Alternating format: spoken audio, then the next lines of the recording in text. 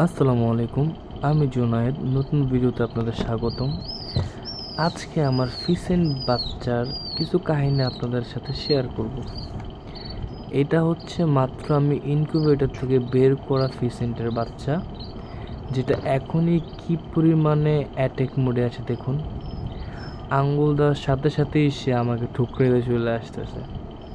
এটার বয়স একদিনও হয়নি, 12 ঘন্টা হয়েছে মাত্র।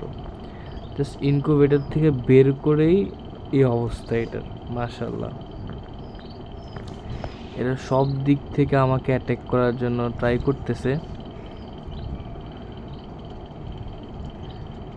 এটা যখন প্রথমে বের করছে তখন তো লাফ দিয়ে আমাকে ঠুকরেছে। এখনও দেখতে পারতেছেন যে যেভাবে পারতেছে আমাকে ঠুকরানোর ট্রাই করতেছে।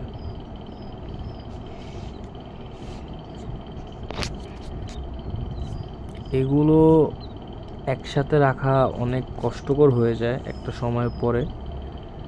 এখনই 12 ঘন্টার বাচ্চার যে পরিমাণ অ্যাগ্রেসিভনেস, এটা যখন বড় হবে তখন এটার অবস্থা আরও অ্যাগ্রেসিভ হয়ে যাবে। আঙ্গুল দিলে সে লাফ দিয়ে ঠুকরাতে আসতেছে। মাশাআল্লাহ, আমারও একটা খেলার সঙ্গী হয়ে গেল এখন।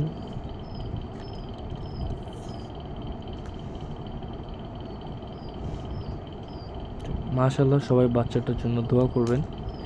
আসসালামু আলাইকুম।